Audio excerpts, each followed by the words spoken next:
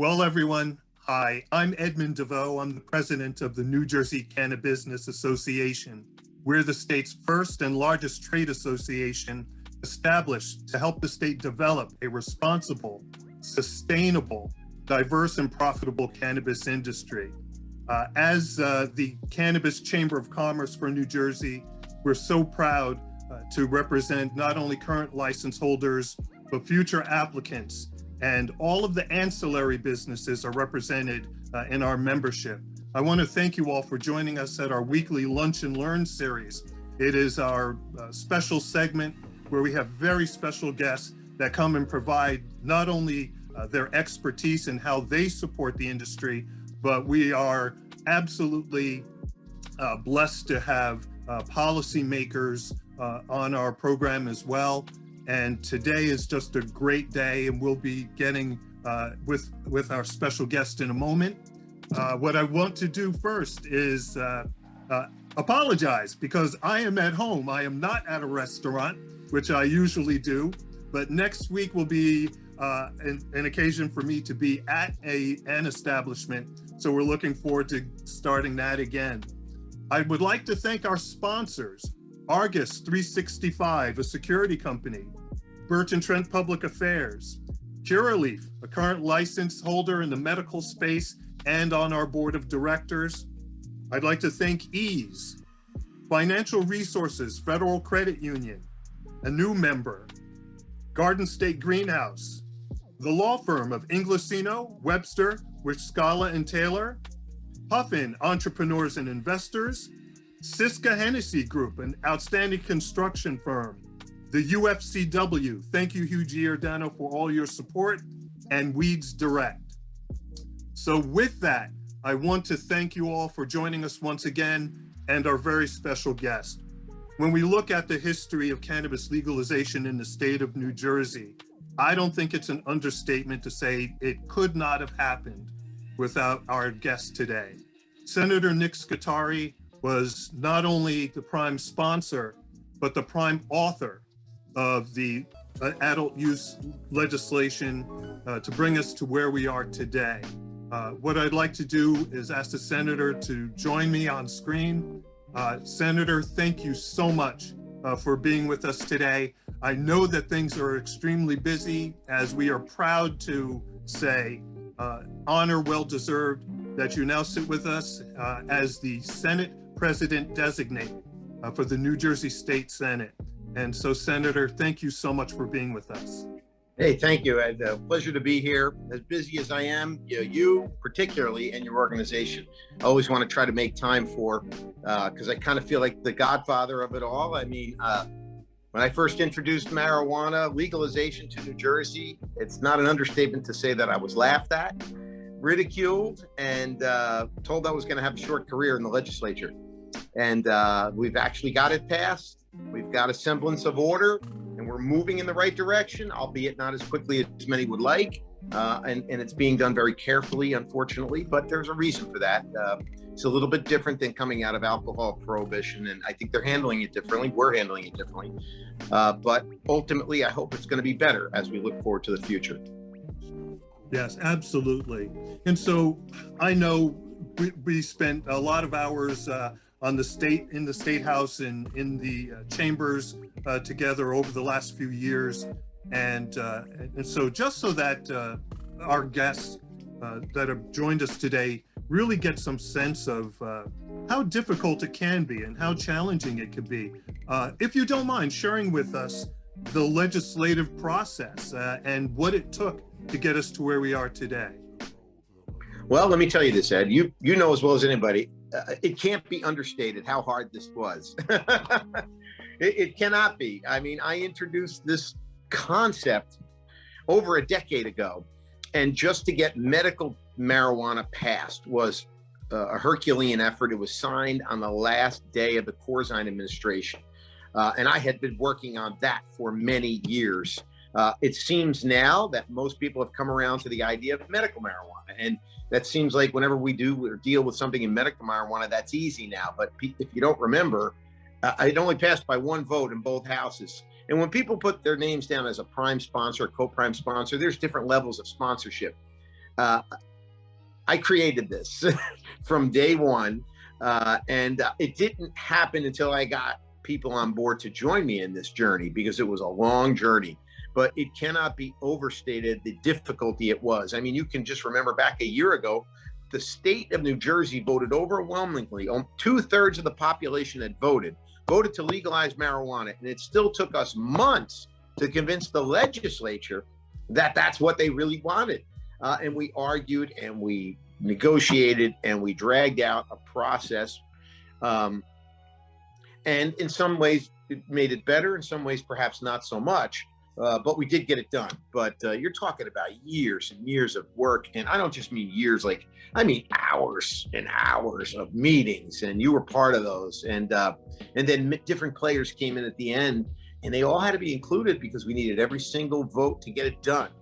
So it wasn't like we could dismiss people and say, where were you a couple of years ago? Because we still needed them to get it done. So the legislative process can be a sloppy one. I got to tell you, for an enormous industry rollout like this is, it was reasonably,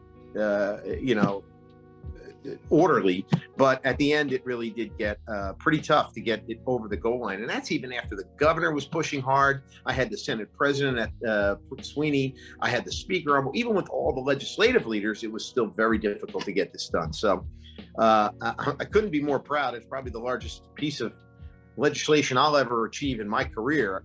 I hope. Unless we come up with big ideas. People call them dumb. But I think the thing that we'll see in the future, I don't expect that you or I or many of us will be remembered or credited for doing it, but it's just 40 years from now when people look back at this and go, wow, this is all done, and they won't even realize how it happened. And I think ultimately it'll be better than the way alcohol is now, because we've got difficulties with alcohol. We hold alcohol up as a great example of a controlled substance being licensed, but there's not. It's flawed as well. And I think the reason was, if you look back historically as to how alcohol prohibition was done away with and rolled out, basically they just licensed all the bootleggers, all the people that were selling alcohol. They just gave them all licenses, and there might be some sense to doing that. And that's why I think that's why the competition aspect of the illicit market is going to continue for some period of time, unless we can envelop those folks more willingly into a legalized market. They're going to continue to compete with the legalized market, and that's going to continue to keep profits down. It's going to take away from the safety of our residents, and that's one of the number one things we want in a regulated market, is to ensure that the product that they're ingesting is safe for their consumption, and that's why we regulate things, to help our consumers and our citizens. Senator, it is an amazing story, and it really, once again, can't be understated. Just what you've done, and how you had to lead essentially 40 different individuals, from different walks of life, and getting everyone on the same, or at least 21 people on the same page at one time. It was something interesting to me, and not to tell tales out of school, but I attended the Legislative Black Caucus hearings during the process, and some days I just shook my head. And look, I quote you often when you would say, "There's no such thing as perfect public policy, and we can't throw the baby out with the bathwater." And I remember you having to tell legislators and the public that, look, advocates were pushing for their side of certain issues. The legislators were pushing for certain things. And so, no, we did not throw the baby out with the bathwater. But if you could share what those conversations were like, in particular, because look, you're thinking on one hand, Legislative Black Caucus, you of all groups should be pushing for this legalization, pushing for expungements, pushing for all the things that we eventually, look, we got a lot of it in, but just what did that mean? It was a little surprising, I guess, representing a diverse district that I do in the 22nd Legislative District, which is It's a very eclectic group of Caucasians and African American folk and Latino folk, and but people that represent primarily districts with people of color. Some of which I was shocked were not full-throated endorsing this, because everything we know historically is that people of color were targeted and were basically the reason for which marijuana and cannabis prohibition was created. We look back at almost scripture-like documents which show that there were guys in a room that said, we got to make marijuana illegal because only musicians and colored folk use it, and we want to get their right to vote because they're not voting for us. I mean, that's the history, the racial history, the racially biased history of marijuana prohibition. So knowing that, I would think there would be nothing that you could do to stop from trying to legalize this, because you know that the history of it and how it has unrolled and unfolded over all these years, that it has been more detrimental to people in our cities than it has in people in suburbia. I always felt that just the concept of legalization itself was social justice at its core. Because of the way it was created. But it helped everyone. It helps everyone. And I think it's good for business. I think it's good for education. It gives people opportunities that they have lost out on from multiple convictions of marijuana possession. So it was a little disconcerting that I had to get up in front of Black churches and in front of African-American groups. And I was the person saying, I want to help your people, when not everybody there wanted to be helped.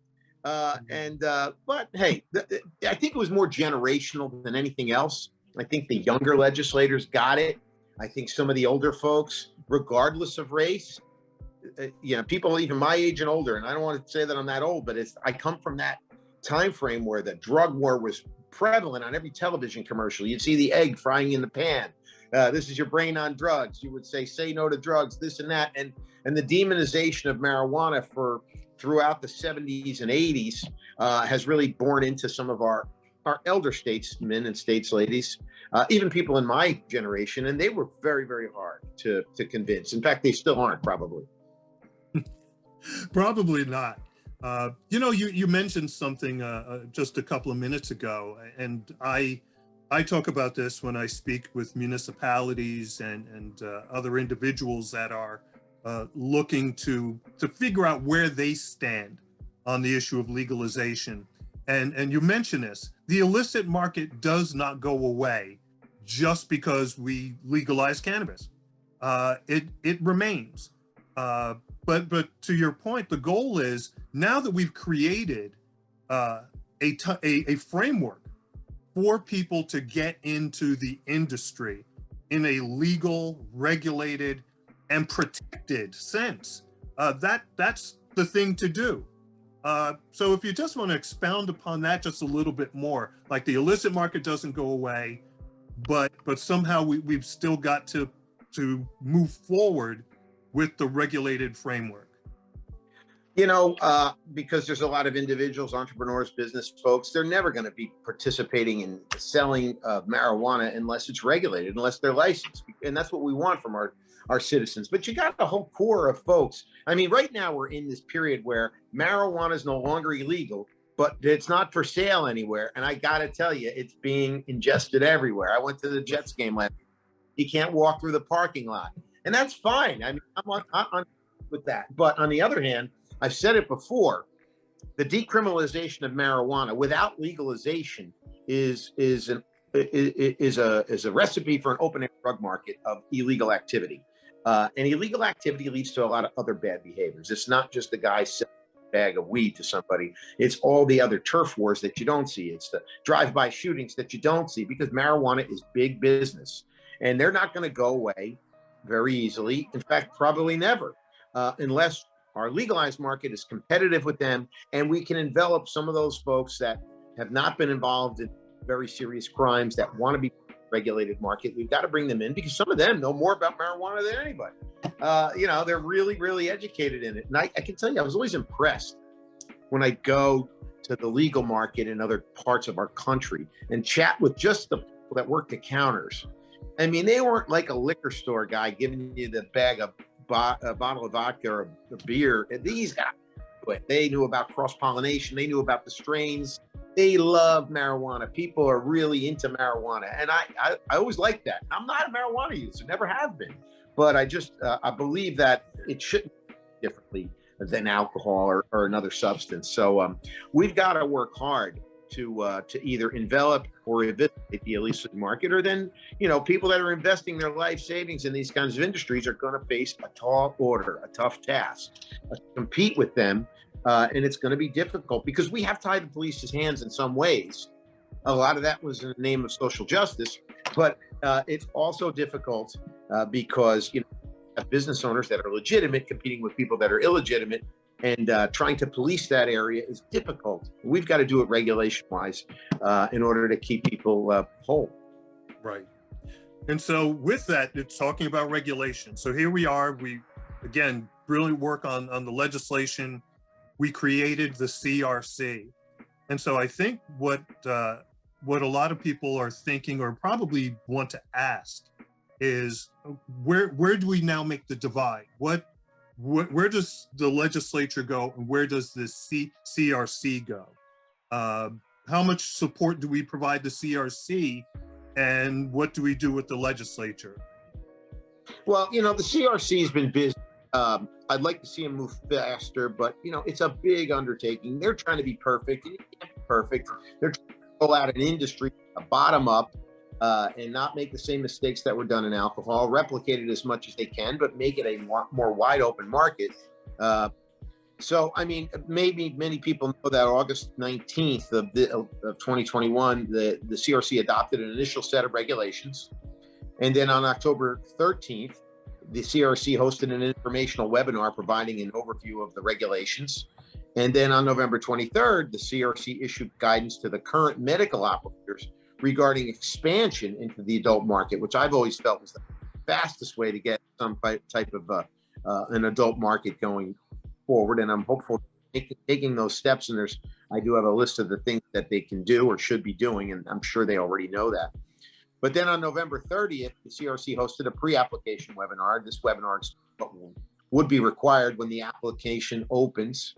December 7th, CRC issued the final awards for the 2019 medical RFA, which I've been pushing for a long time. It's 2022. We've got to get this. We've got to move forward and pass the litigation that occurred. December 15th, applications open for cultivation, manufacturing, lab licenses. And we currently have over 300 applications in the hopper. So there's certainly an appetite for this. January 7th, the CRC will be voting on recommendations regarding the 2018 RFA. This only concerns 6 applicants in the 2018 RFA. And then March 15th of this year, application for cannabis retailers will open. So you've got just a little over 2 months before those open. 2022, we'll have a formal rule proposal for recreational medical cannabis regulations. And then data from existing medical cannabis business inventories, they're telling me illustrates that industry readiness is uneven. Some are more ready than others. CRC continues to closely monitor the inventory levels and the operators' readiness to ensure registered patients do not face a supply crisis, because that's their number one concern. But, there still concerns me that there's just not availability for medical patients, difficulties with getting there. We've made it way, way more easier. I faced an amazing resistance with the Christie administration and even getting this thing rolling. The Murphy administration has been tremendous when it comes to medical readiness. And so you're seeing patients with a lot more opportunity and making it a lot easier to get into the medical program. Even my mom, who's finally got her application in, she's got multiple sclerosis. She was I'm sorry. She was in the first set, and it's taken years to make it easier enough to get her into that, because she doesn't want to be on the opioids anymore, which are much, much more addictive, and but they're a lot cheaper. Problem, right? That it's so much less expensive to get these more addictive drugs that are not as good for you, that can kill people, that can lead to addiction problems. Marijuana is never. Got to realize that this substance is just a whole heck of a lot safer and healthier for people to be ingesting. Not that I'm advocating for people to use it recreationally, but people are going to do it, and that's okay. That's what I want to tell everybody. It's okay. Marijuana is no longer going to be taboo. It still kind of is. You know that it is. People are like, no, I want, but it's going to take time, and it's going to move forward. Right. And so I've seen it a couple of times in the chat, and I think you and I have shared the notion of addressing this. So legislature or CRC, the issue of homegrown. Legislature or CRC? I can tell you I don't see it happening at any time. I do see that it will happen at some point in time. I don't doubt that. I'm not against marijuana being grown at home and utilized for medical purposes and maybe even just recreational purposes. But we've got to let this industry kind of get not even off the ground yet. And if we flood this market with tons of additional, product, and that's what happens. I know people think it's going to be used for personal use only, but it doesn't happen that way. The anecdotal evidence in Colorado and many other places is that there's a proliferation of home grow that just floods the adult market, and in other markets where it's not illegal, it gets shipped into Nebraska and other places that they don't have a regulated market, and it's not regulated substance. It can be tainted with other stuff, and that's not what we want to see. And I would think that maybe a hybrid of adult use, homegrown at some point in time, that people just can't throw some seeds in a pot and put it out there. They're going to have to apply for something to be able to grow their own and certify that it's for them and how much they're going to grow. I will see that it's going to happen, I think, but it's going to happen under regulation. It's not going to just happen like you can all grow what you want, because they're going to want to keep track of what people are growing at home to make sure it doesn't fall into the wrong hands. It's not being sold. It's not being shipped out of the state. So I think there's more to come on that. Certainly, personally, not opposed to it, but I don't see it happening right now. Right. Well, thank you so much. I know it's one of those questions, but thank you for your honesty and for the guidance. Again, I think people without the ability to ask the question probably get more frustrated. So thank you for answering that question. I try to be everybody, with you especially. Thank you. I feel everybody on this call, I hope, is a supporter of at least what I did in this. And I'll try to govern this way in everything I can. I'm just as straightforward as I can be. I'll tell you the answers. When I don't know something, I'll tell you I don't know it. Look, I've worked with the legislature and legislators for years. You truly are one of the great ones.